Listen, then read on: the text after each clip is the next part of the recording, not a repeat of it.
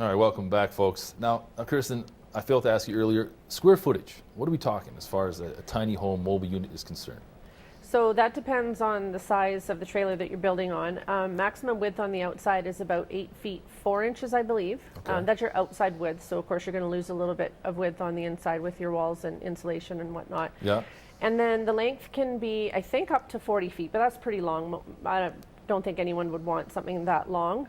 Generally in and around 20 feet, 20 to 24, 28 feet. So are we talking full amenities? I mean, like you've got your sink, you've got your little Absolutely. bathroom, Yeah. washer dryer. Mine's going to have a washer dryer, I'll tell you that much. So basically, whatever you want, you can throw in there whatever you can cram in there. Absolutely. And I guess it's is it down to the individual as to you know what enough space would look like?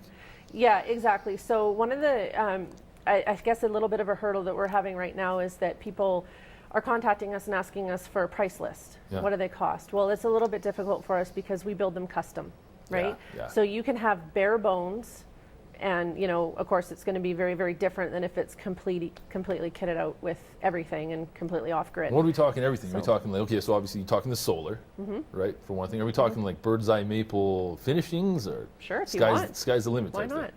Average wise, though. Average, what cost are we looking at? Average to get you, I would say partially off grid, not 100%. You're looking at probably at least $35,000 to do it really livable, so that you're comfortable. Anything less than that, and you're probably going to notice, you know, where you spent a little bit less. Okay. One thing that we do that I want to mention because I think it's really important is we highly promote a composting toilet because it prevents you from having to store black water and then get rid of it somewhere. And a composting toilet is so easy, number one. I mean, we've been using one in our little truck that we've already built. We've built a tiny house truck so far. And it just is, it's such a fix. Like I don't know why anyone would use clean water and make More it dirty widespread. and then have to store it and then have to dispose of it. So It sounds. Sorry, go ahead. How does that work, the composting toilet? it's a bucket. Okay. Yeah. Okay. And you know, make a little box or something with a toilet seat. So, and then you get sawdust or wood shavings or dirt or mulch or something like that, and you do your biz. You cover over.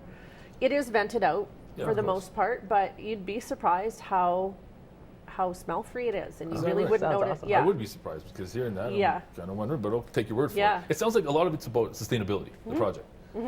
That's a big part of the motivation. It is. A lot of it for us is sustainability. I think one of the things is being on construction sites, my husband for, you know, quite a while, and myself in the last few years, is I don't think people notice how many things go into those bins out in the front of a house when a home is under construction. And so we've made friends with a few supervisors on site, and from time to time we'll kind of patrol around and pick up some things. And I think we got free shingles for our truck because they were the wrong color delivered to the house and they were going in the bin. And so he said, have at her, right? And so we got free shingles, so why not? I would suggest you check out a site for future endeavors. Check out a site, freecycle.org. We did a show on sharing previously, freecycle.org. It connects people who have things to give away with people that are looking for things for free. Yeah. Yeah, it's a great site. I've heard It of is. those. Thank you. I'll check it out.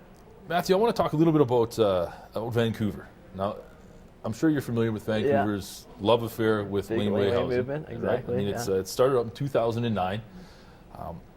There's over 1,000 of these, you know, smaller, tiny laneway, garden, granny homes that have been built now in Vancouver in the span of about 5 years, which to me it's clearly taken off. Assuming that Calgary can get our act together, do you think we can expect similar numbers here?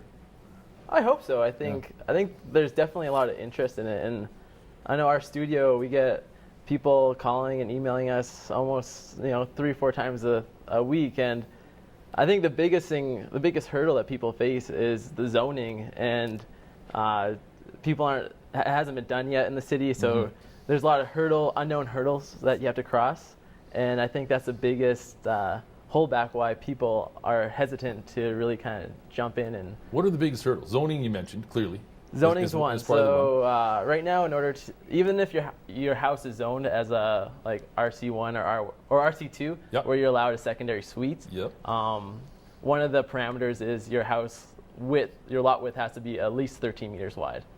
That's a pretty big lot, isn't it? So it has to be a big lot. So for a person to build a laneway on that house, or a developer would just buy that lot, tear down the house, and subdivide it, put up two duplexes. So that's the reason why someone isn't going to want to do it. So, and another hurdle is that it's discretionary. So even if you're zoned for it, like if you have, your RC2, you're 13 meters wide, it's discretionary. So it has to go to city council. It's like a 2-month long process. Has to be published in the newspaper, and it's still a guessing game. Like you don't know if you're going to get it. So then obviously you get the community involved, which they should be, which is fair. Exactly, and I get that. And that's the biggest thing. Like if you get your neighbors on board with the idea, put it in the community newsletter.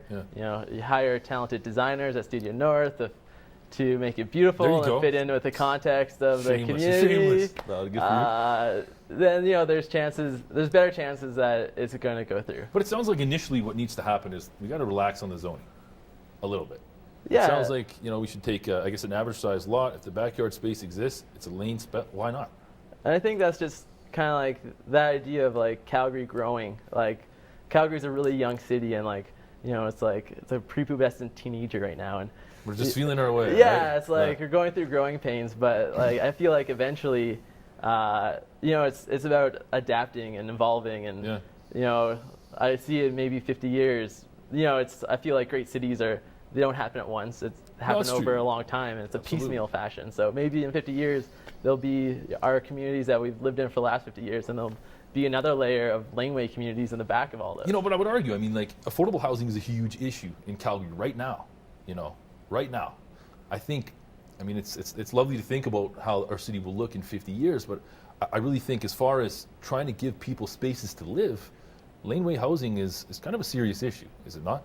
Oh, absolutely. And I think that's the great thing about laneway housing is that it happens at the scale of the homeowner and the contractor, where it's not a purpose-built, 500 affordable housing dwellings. Right. It could happen as fast as 1,000 houses in 5 years. There you go. It could happen that quickly, and I'm not sure if it's going to help with the affordable housing, but I think it's going to help with just increasing the housing pool, where it takes the pressure off of that less than 1% vacancy right now in Calgary. Which has to happen. Exactly. I imagine that's part of the motivation with Turtle Island as well. I'm thinking while you're talking here, and one of the things that we were thinking is that, Calgary's a very prosperous city and a lot of money. But, the economy will take a downturn now and again. And then you have people with large houses and large mortgages, right? So one of my answers when people say, well, where do I park it? I'm thinking, you know what, there's probably a lot of people out there with a very large piece of property that wouldn't mind making a couple $100 a month to let you park in their yard and stretch a hose out. Definitely. And an electrical cord, right? And then maybe it enables these people to have a little less pressure on their mortgage and maybe can do more with their children or something like that. That makes perfect sense, right in the laneway. Right? Yeah. Now, okay, to be fair, the city has decided on a pilot project for laneway housing in Calgary, finally. I think it's probably long overdue, a lot of people would argue. Now, it's really only going to be 10A Street in Kensington.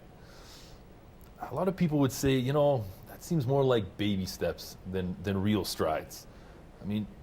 Do we need to put more pressure on our city to get this done? What do you think we need to get more notoriety here?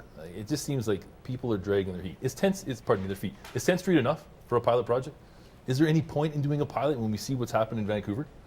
I think it's a great idea. I'm an advocate of laneway housing. I'd love to see it happen faster, but I think in order for the city to grasp the concept, I think there has to be an exemplar. There has to be a really amazing opportunity and a really amazing example of what a laneway house can be, or what a laneway neighborhood looks like. And I think if all that energy is focused on one street, and all of Calgary can go visit this one street, maybe they'll grasp it, they'll embrace it. So you think Kensington, they're going to hit it out of the park? Yeah. You think it's so? And I think the really interesting thing about Kensington too, the lots are narrower than 13 meters. So that's what I mean. It offers for a smaller housing typology that you wouldn't see in other parts of the city. It'll be cool. It'll be really cool. I'm looking forward to seeing it. Folks, we're going to jump to another quick break. Stay with us.